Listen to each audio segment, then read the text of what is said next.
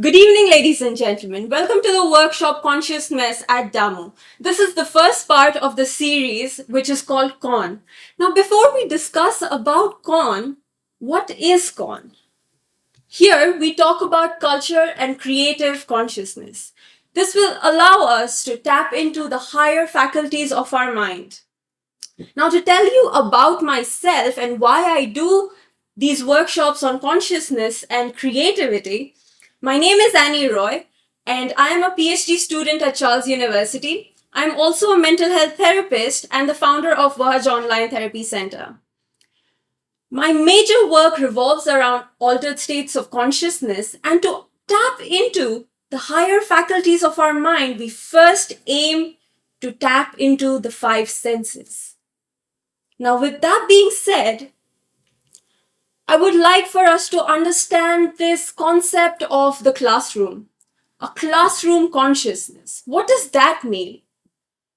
A classroom consciousness, we can understand it through the song by Pink Floyd, which is Another Brick in the Wall, which goes, "We don't need no education.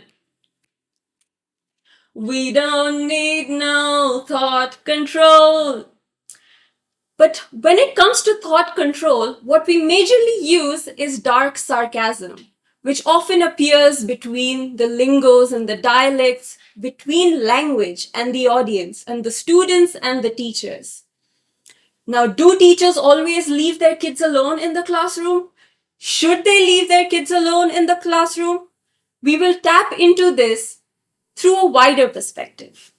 To understand the classroom consciousness, we need to understand what consciousness means. Con in Latin means together. Scio means to know, and ness makes it a noun. Otherwise, it is an adjective. But what does consciousness mean? To be consciousness, what does that mean? Is it awareness? Is it a state of being? Are they the contents of our mind, a combination of thoughts, feelings, sensations, emotions? What else could it be? Jan, do you have an idea what else consciousness could gather into?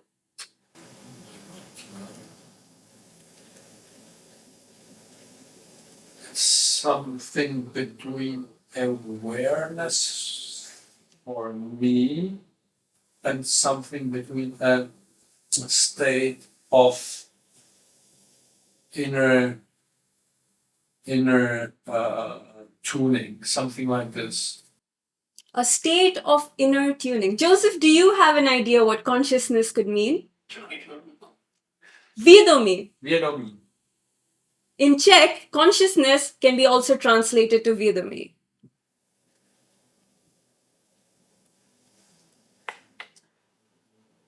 Any other insights on what consciousness means? Or what brings you to understand it? Where have you noticed it, Jan? Work. Mm-hmm. My artistic work. Mm-hmm. Contemplation. Pleasures. Pain.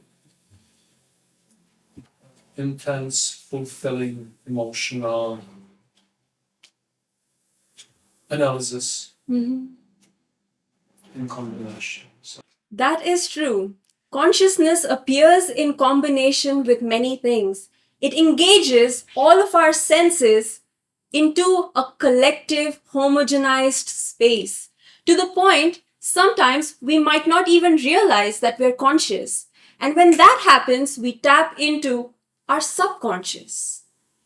Here, we see a couple of different things which can be understood by this sculpture by Otto Gottfreund of Don Quixote. Here you see the split between the two halves of our mind, which can be understood as consciousness, subconsciousness, and lastly, the unconsciousness. Now, when we tap into the center line of this, what do we notice? We notice a subliminal space which has been tapped into during the French Revolution, during realism with cubism, all across, we noticed one common feature: the split, the boundaries between the self and the other, even within our own mind. There is often the notion that we are tapping into the source of our existence, tapping into the collective unconscious. Now, what does that, or rather, where does that take us? What does that imply for us? To connect to the source has many connotations to it. You may understand it as connecting to God, connecting to the universe, aligning the entire being with space, with spirituality, with transcendentalism, or perhaps realism. This space allows us to find our way back to us. What do I mean by find your way back to yourself? Now, when we travel within our hearts and our minds, we meet, see, feel, gather many different things from the universe that we embody. Now, these may be forgotten over time. I mean, how many of you remember what you ate last night? How many of you remember the first time you smelt a rose? How many of you remember the first time you had a dream? The universe collectively allows us to gather all of these information and put it somewhere safe, somewhere we can access when we need to. Now, when we access this collective consciousness, is it just us? Is there anybody with us? Are they aliens? Are they our family members? Are they people we meet? Who are these people in the so-called astral plane that we assume, presume, suppose that we know? Do they have faces? Do they wonder? What do they wonder about?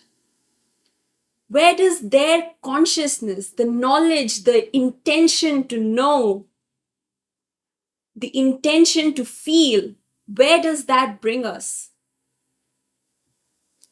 Now, we may ponder over many of these things, but before we ponder over what consciousness is and where it takes us, let us embody consciousness into the multiple heads that we may hold in our crown, which we call our brain. What do we hold here? What do we see? Do we feel?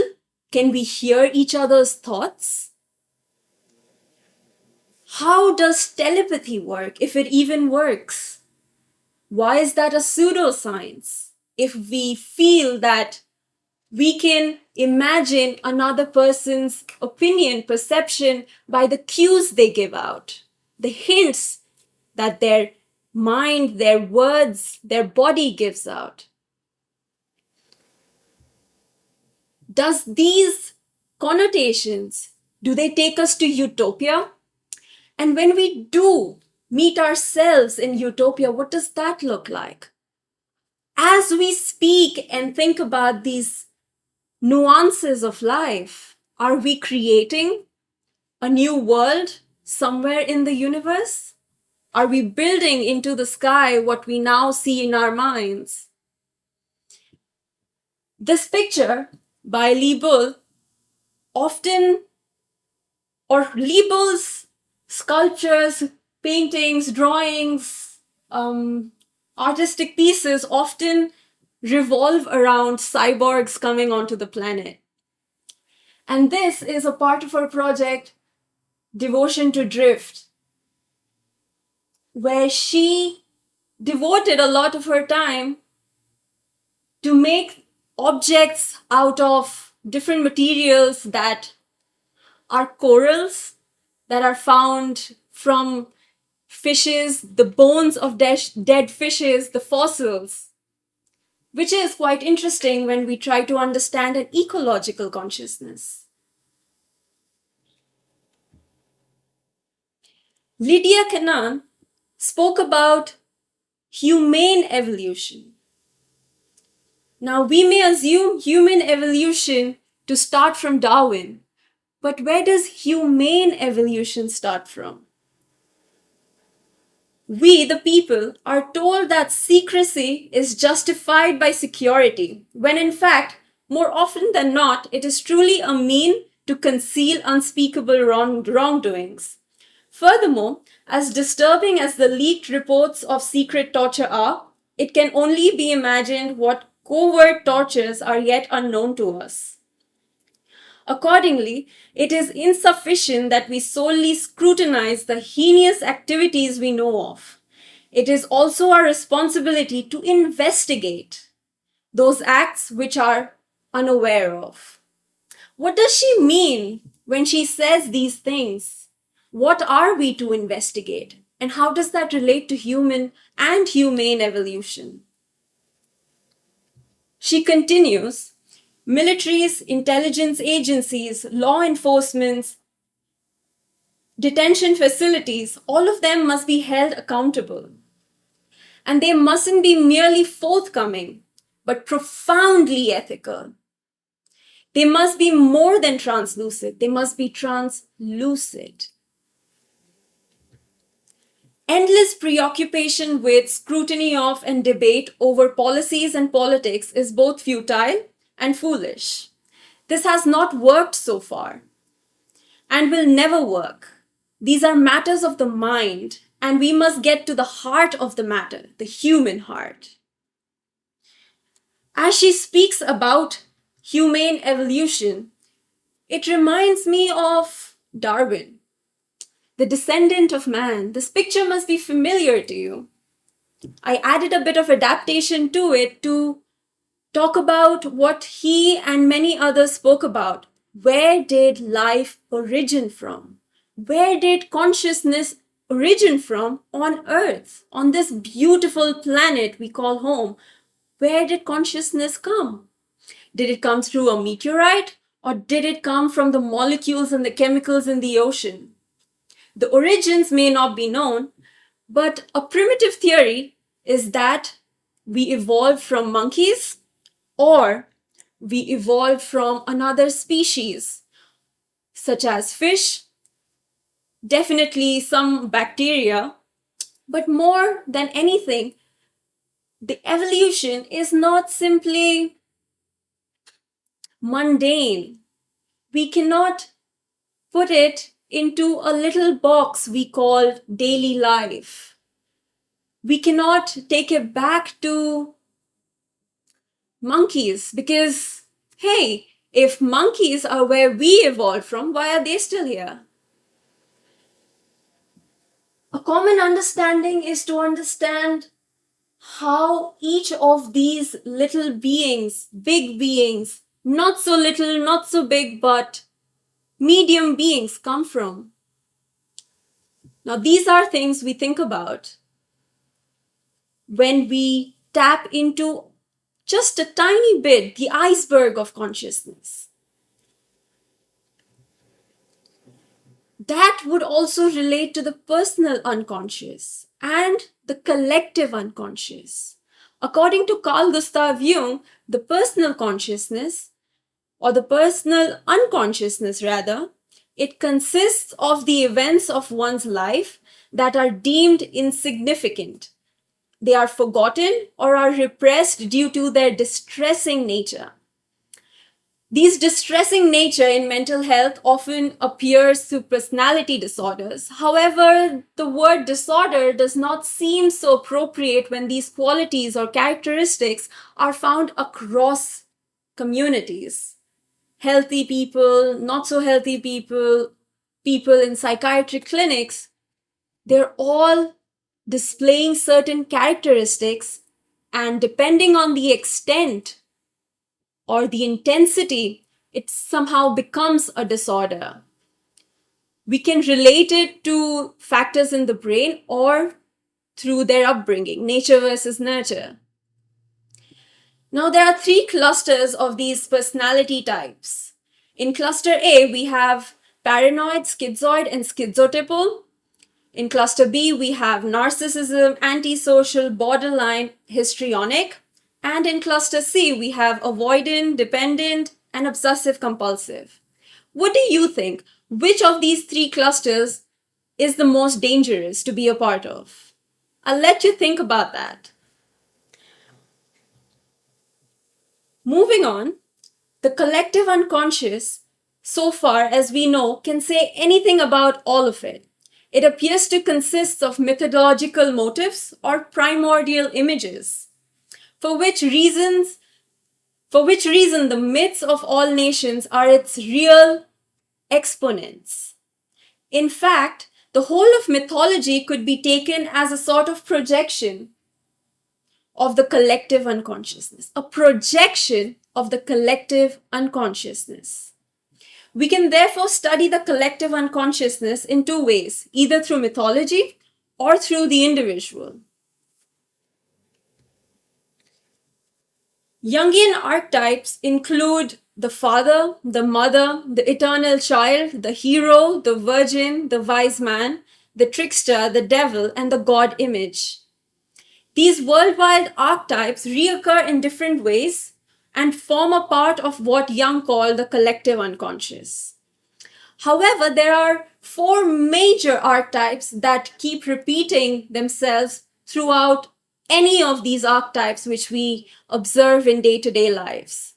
These are the self, the persona, the shadow, and the anima animal. To tell you a bit, the self is the subliminal self, a part of our consciousness that crosses through the door from the conscious to the subconscious and the unconscious, that sleeps with you at night and wakes up with you in the morning, that goes to school with you, to work with you, but also meets you when you sit down with yourself. The next is the persona. Who do we perform to be? Who do we appear to be? How do we perceive the others and ourselves when we are playing a character? As Shakespeare would say, all world's a stage and all men and women are mere actors. The shadow self is also someone that is an archetype that follows you through life. If you were to look at your own shadow when there is a beam of light falling on you, you would know what I mean. However, that is a very realistic example of it. What does the metaphor of the shadow mean? Is it the devil within us? Is it the dark side? Is it what we call demonic presence? Is it what we call diplomacy? The shadow often helps us balance things. Awareness of the shadow often helps us project the so-called white side with the so-called black side or dark side. The anima is the female in the man and the animus is the man and the woman. And Jung, by this, he means that all of us embody the feminine and the masculine. So, hey, what are we fighting for? There are also several archetypal images. These employ different activities within our day-to-day lives. How do we display each of these archetypal images make us different beings at different points in time? We may combine a couple of archetypes and create multiple more. However, they all fall in four categories where they are leaving a legacy, they're exploring spirituality, they provide structure, and they also pursue connection. Irrespective of what an archetype may be, these four are common in all of them.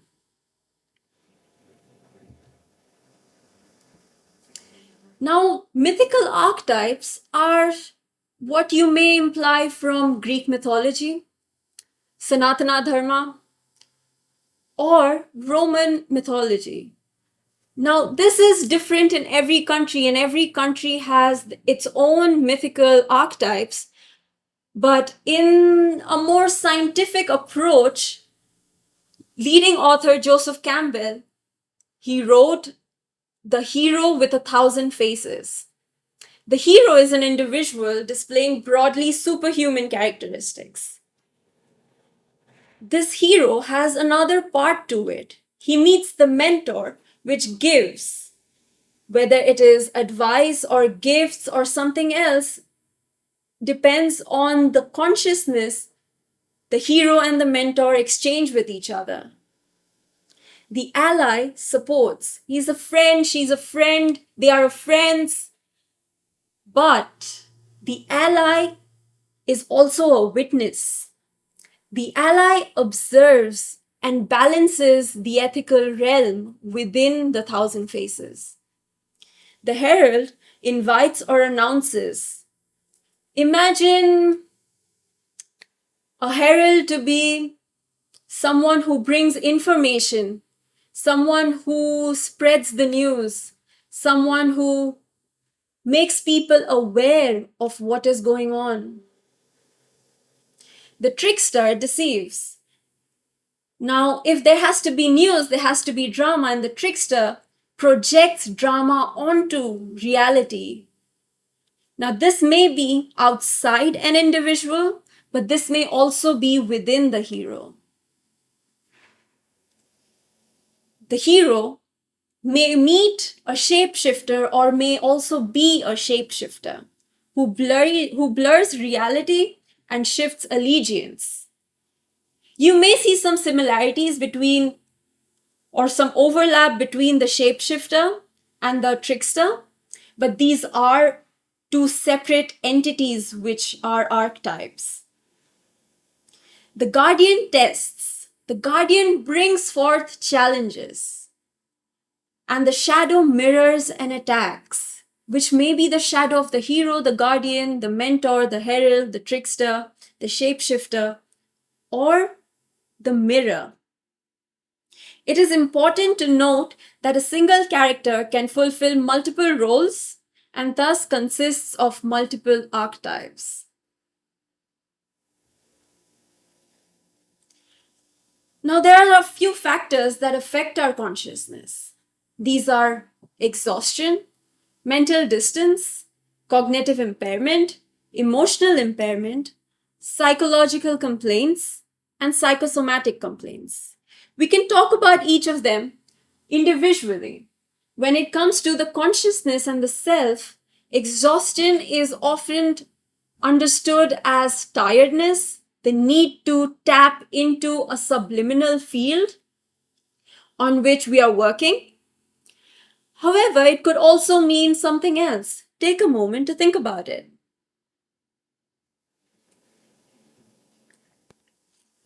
As we think about exhaustion, we also consider the depression of the consciousness. We assume it to be an approach where the body, the mind, the brain allows you to take a break, where you are in tune with yourself, but at the same time, you are in tune with all those consciousness which you may meet in the astral plane. That may not be so scientific, but what does science say about the factors affecting our consciousness? Science has predominantly understood consciousness as not so scientific. It has only been 20 years before the study of consciousness became dominant in the field of psychology, in the field of quantum mechanics, and also in the field of spirituality. In these fields, depression may be looked at through multiple points of view. Depression often also may lead to mental distance, which may lead to dissociation. As we dissociate from our consciousness on a medical perspective, we may see multiple signs of this person becoming unhealthy over time. But we may also see hallucinations which appear. We may also see art that appears. When I say art, I mean anything from a child drawing a circle to a Picasso's painting. These can help us tap into the under threshold level of the consciousness, which may also be called the subliminal realm. Mental distance or dissociation helps us understand the different dimensions, for example, something that is more fluid from something that is solid and something that is gaseous. Now, how do we understand mental distance through these three metaphors? We see how we break through the solid, which is our physical body, our physical consciousness, and tap into a more lucid consciousness, which can be represented through water. And slowly we enter ether, which shows us a more profound understanding of dissociation, where we may daydream, where we may be lost. Through neuroscientific studies, we know that the brain is tapping into the theta band brainwave, which works on the under threshold level of consciousness. Moving on to cognitive impairments. How does that affect consciousness? Cognitive impairments may be inabilities to walk, inabilities to talk, inabilities to hear, or plain simple inabilities to focus. There may be other cognitive impairments, but they are often always linked to emotional impairment. These may be feelings of sadness, feelings of nervousness, feelings of stress, feelings of loss.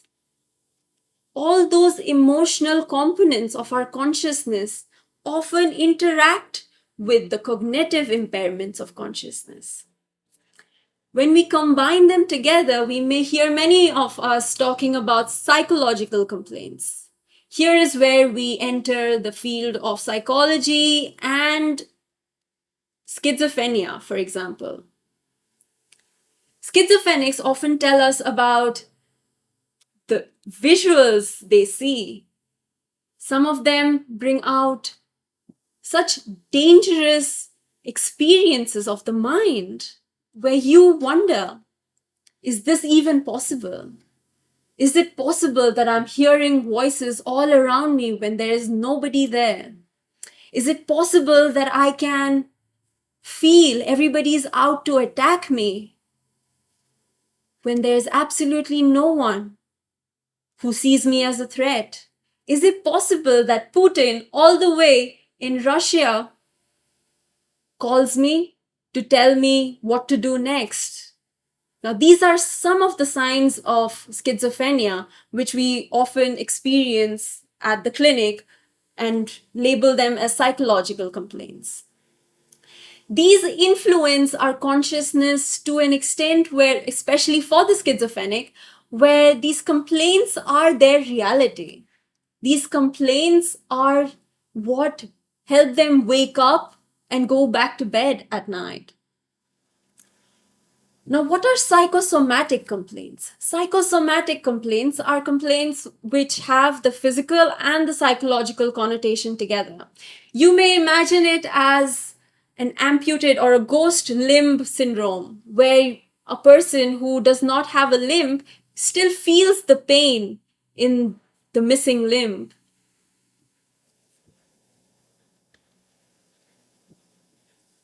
Talking about schizophrenia, it is not common to just schizophrenics. It is also common to everyone. Non-pathological symptoms of the dark triads were discussed by Delroy L. Paulhaus and Kevin M. Williams. In a more recent article, D'Souza and colleagues spoke about narcissism, Machiavellianism, and psychopathy, the original three triads which Delroy and Kevin spoke about in 2002. These triads compromise our psychology, they compromise our minds, and we start to display signs of narcissism, Machiavellianism, and psychopathy. Take a moment to look at this picture and see which of these signs are common to you. When did you display some of these? How many of these apply to you, and how many of these apply to the first person you're thinking about right now, apart from you?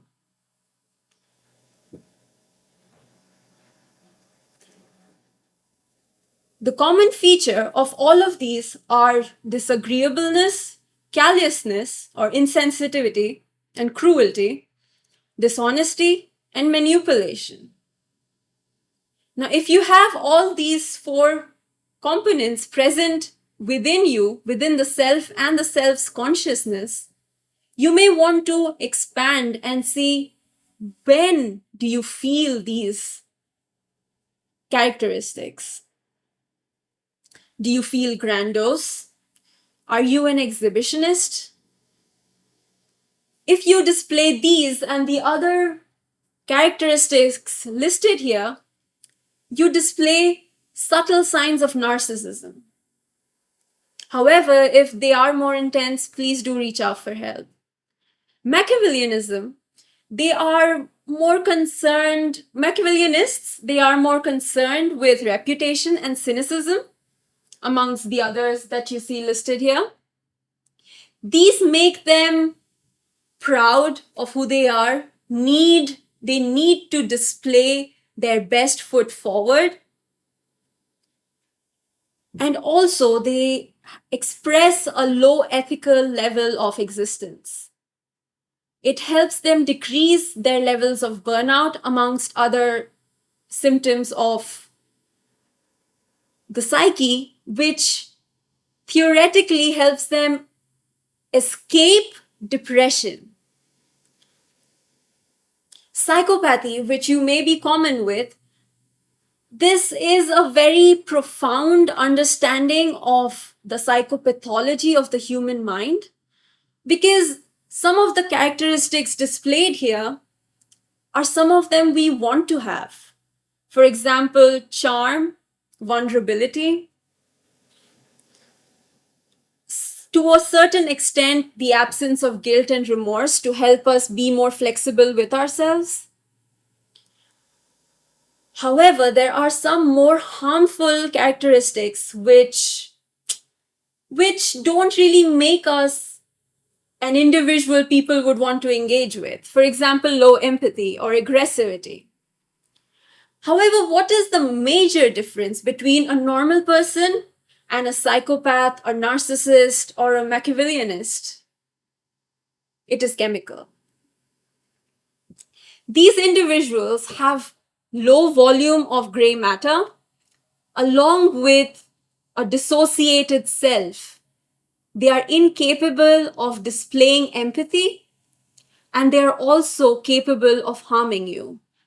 If you display any of these characteristics, please watch out, and as we go forward, you will learn how to manage these characteristics. The fastest way to tap into or to clean your dark triads is to tap into your mind. Tap into your five senses and the higher faculties of your mind. Now, as we go, we see the higher faculties of our mind to be memory, reason, perception, imagination, willpower, and intuition. These are gateways into our consciousness. But wait, before we get to the gateway of our consciousness, how do we unlock the door? To unlock the door, we tap into our five senses through grounding activities, as you will see later.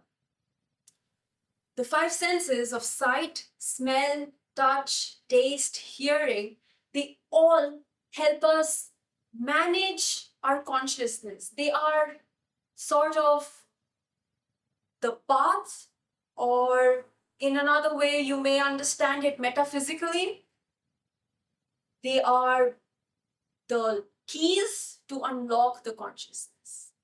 The more focused you are into one of these senses at a time, the more in tune you will be with your state of being, your state of awareness, and your state of transience. As we tap into the higher faculties of our mind, the transient being becomes a more sentient being.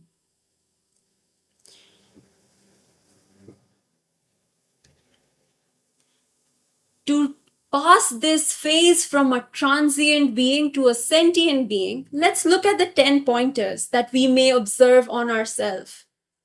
Are we getting enough sleep? Are we getting enough rest? Are we eating healthy? Are we watching our vitamin intake? Are we having sufficient water? Do we have an active movement? Are we breathing? Are we outside? Are we developing gratitude? Are we caring about our relationships? Now, as we look at these 10 pointers, we can observe each of them within our body. We may see them at different points through different lenses. We may approach them through the five senses and the six faculties. For example, the sense of sight. How are we tapping into our memory with our sight?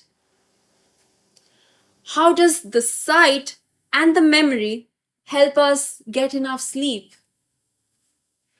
We can do a simple exercise to check how sight taps into memory, taps into sleep. Here you will see that when you close your eyes slowly, everything around you may be black. This is your personal universe. This is your personal consciousness. This will allow you to tap into what Carl Jung said to be the collective or the personal the personal conscious and the collective unconsciousness. This is where you access your consciousness. And as you think about everything you did the whole day today, you tap into the first faculty of your mind, which is memory. And as you allow yourself to come back to you one step at a time, slowly, by focusing on all the limbs in your body, you can see that they are slowing down. Notice your heart rate, notice your breath, notice your movement. Are your fingers moving? Are you tapping your feet? Are you changing positions on your seat? Do you have an itch somewhere? Notice these subtle changes in your body to tap into your memory, to tap into your consciousness, and slowly allow it to relax you. Allow it to be your personal key to unlock your consciousness whenever you need it to be. How does this relate to the wider picture? How does it make you more creative? How does it help you understand culture better? We can start with your own culture, where you come from. Think about all those symptoms that you display of health.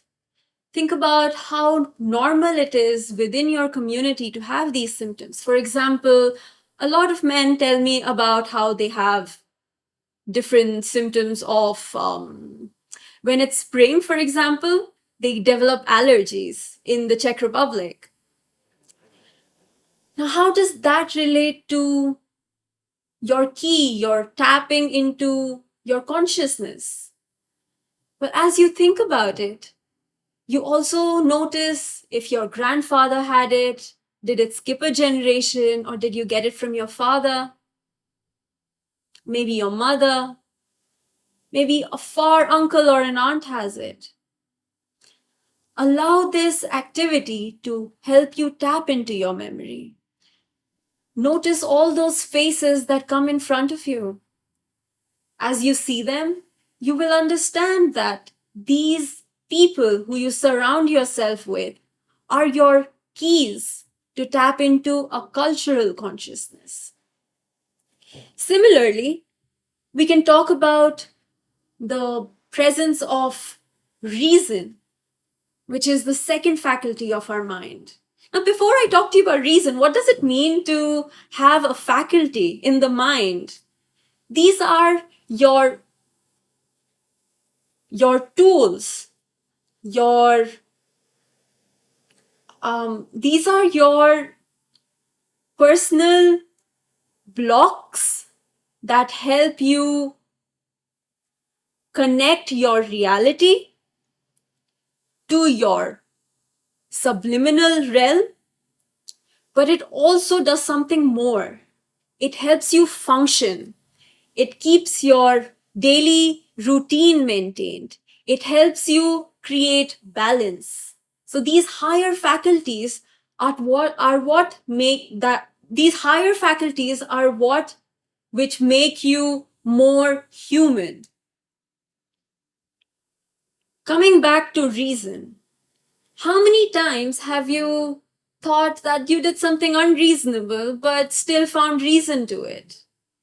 You may associate it with any of these five senses, but for the purpose of this activity, let's connect it to what would you like to connect it to, Jan? Where would you like to connect reason to sense? Oh my God. For me, reason is something like logic, but I split it into two different types of logic. You have a mental logic and you have an emotional logic. So it's like very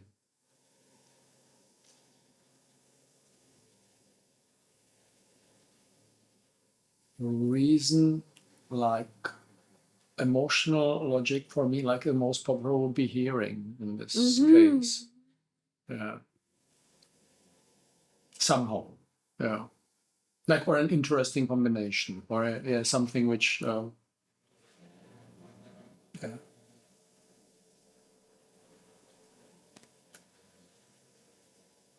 Yeah, and opposite like side, yeah, because uh, what you see has starts to be connected to reality as objective reality, yeah, which is the least interesting. Let's continue. Talk about perception. Yeah. Where would you connect perception? Which of these five senses would you connect perception to?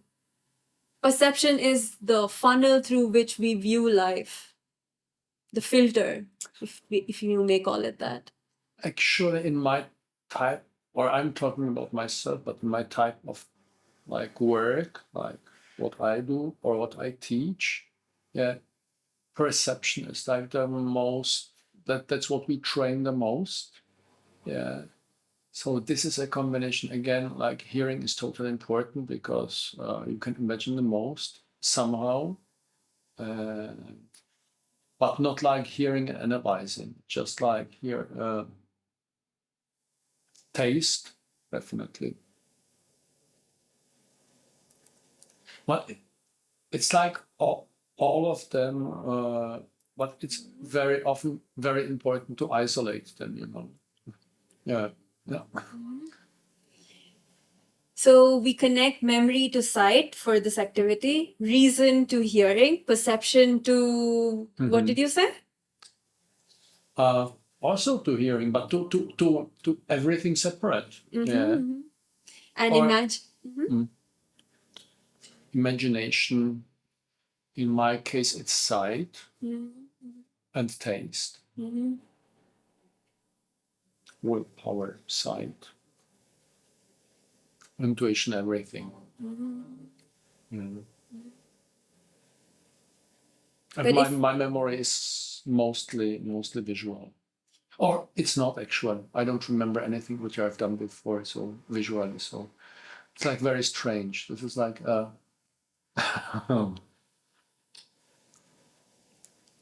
Mhm. When I ask you about intuition, for example, if you tell me the first sense that comes to your mind when you speak about intuition, we may be able to understand which is your dominant sense to tap into your mind.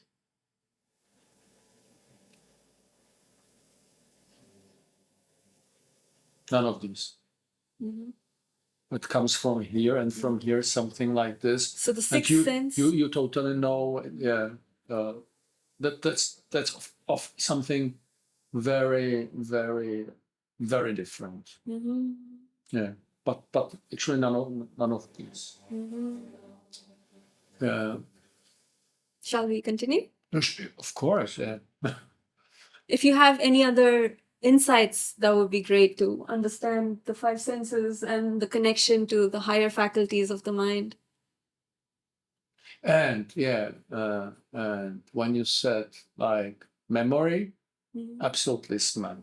Smell? Mhm. Yeah, I totally remember how it smelled in my grandmother's kitchen when I was 2 years old, or smells come to you and they evoke such a deep travel back to uh, experience which are so deep. Uh, so smell definitely. Yeah, yeah, yeah. And we work with students a lot with these memories through smell and these childhood awarenesses. Yeah. We try to recall them. So How do these relate to your personal culture and your creative expression? my personal culture totally, because these like memories, for example, are extremely private, uh, uh, and you create from these resources. Yeah, this is a very intense, one of the most intense parts of, yeah, that you go to your consciousness back and through it like to subconscious levels. Yeah. That is true. That is true. Yeah. This might be when we were talking the last time, what I misunderstood as schizophrenia when you create. That was like the level. Mhm. Yeah, because that's what you described before doesn't, it's not that. English. Now, as and when we work more with combining these senses with the faculties, it allows us a more flexible or uninhibited passage to our consciousness. This is where artists play a huge role, because most of what they do is to engage their senses knowingly or unknowingly with the higher faculties.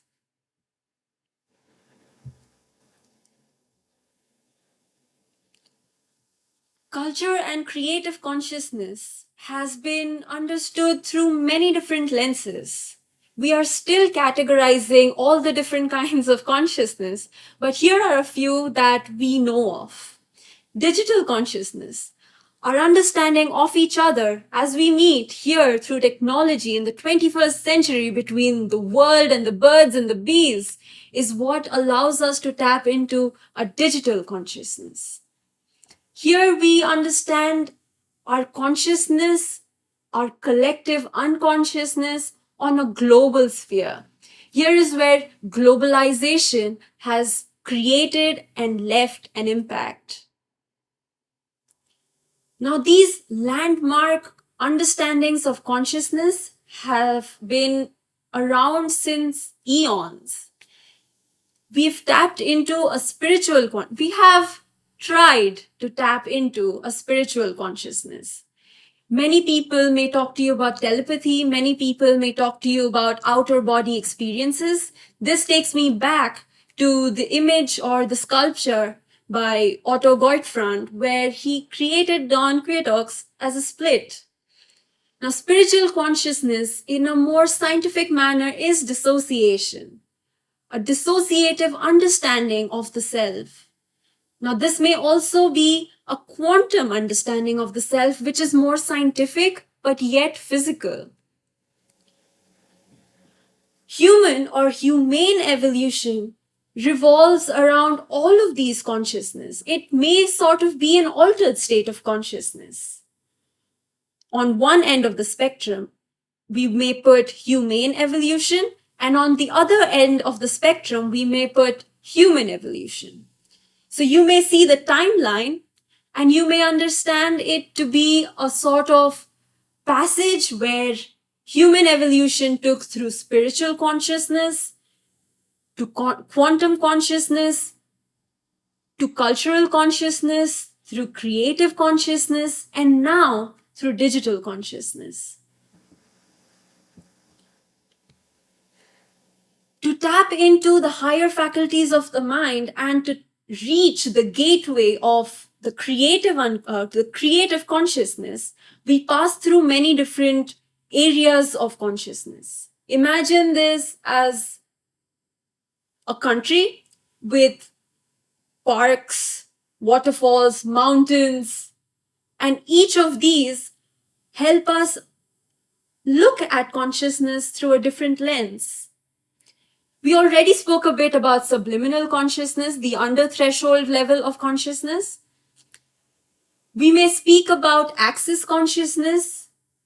This is the consciousness that allows us to record everything that is going on in our own mind space, in our mind palace, as Sherlock Holmes would call it. Now, but there's also another thing going on under the subliminal realm. What is that? That is the phenomenal consciousness.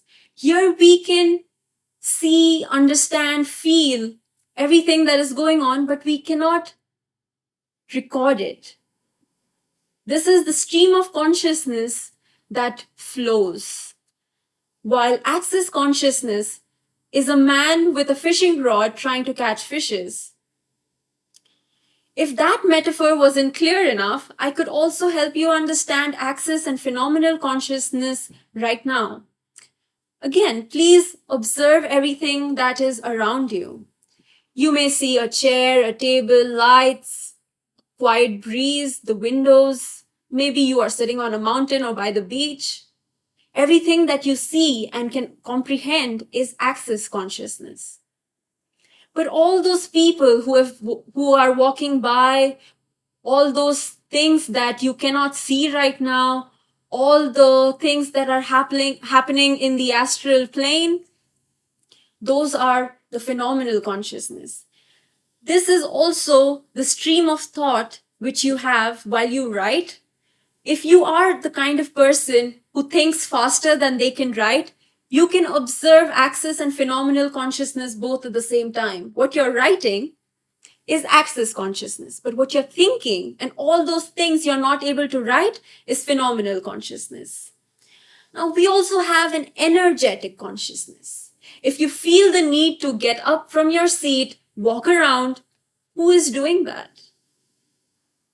Is it the subliminal consciousness, the access consciousness, the phenomenal consciousness, or sentience?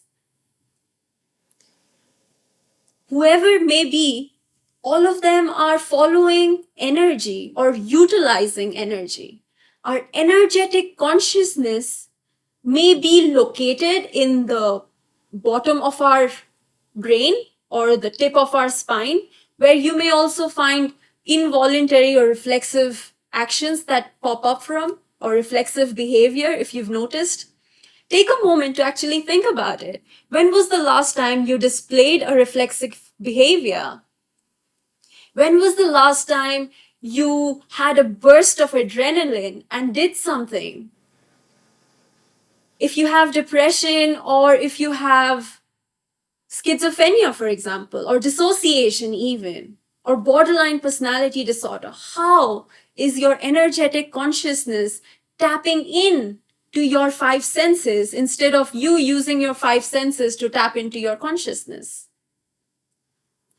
What is a sentient being? As you sit listening to this conversation, think about where your sentience is. Where is your state of awareness? What is your state of awareness? Is it located within your body? Is it located in the past? What are you thinking about in general when you're not doing anything work related? When you're not doing anything which revolves around studying or which revolves around doing your day to day activities?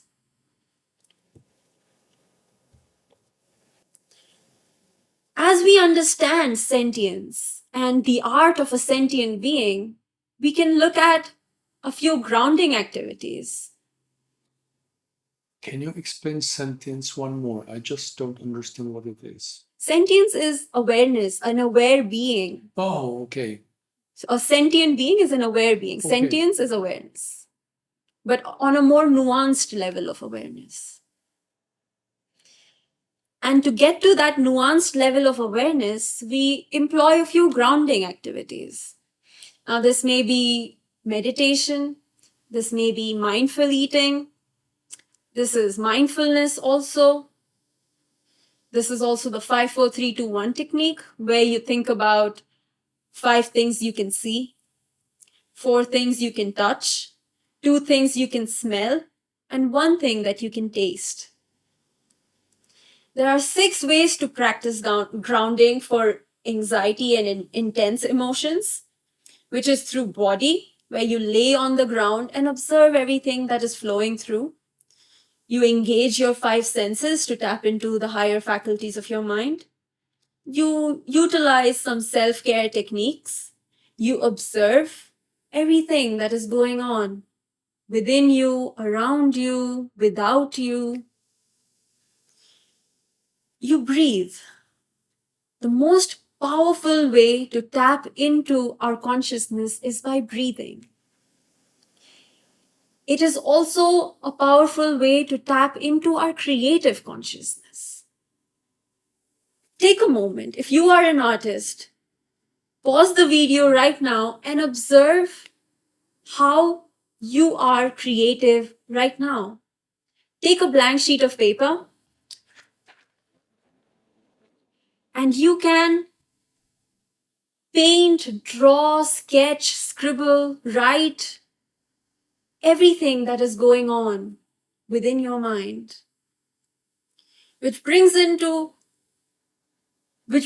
into a way of consciousness which can be projected onto a sheet of paper. However, you will notice that there are many things you are filtering. You don't want to put them on paper, you want to put them on another paper. While you think, you are distracting yourself, which is the number one way of grounding.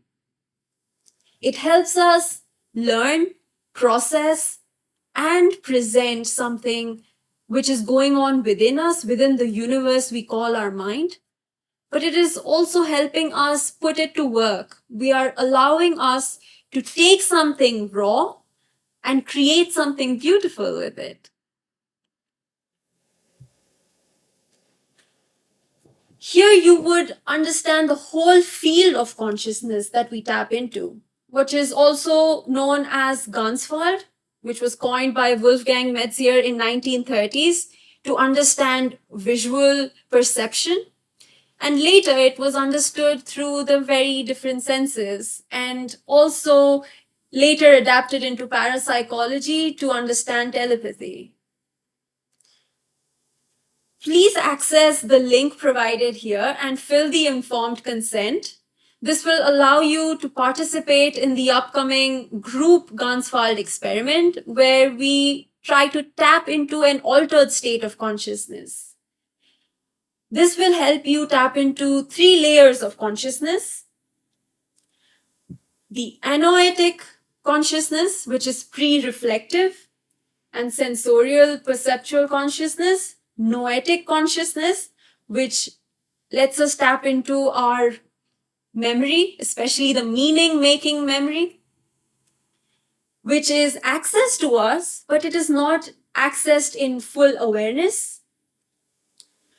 And it is also going to help you understand the autonoetic consciousness, which is our explicit self awareness. Remember the activity which you did with the piece of paper where you drew, wrote, sketched something? That is an embodied image of your explicit self awareness.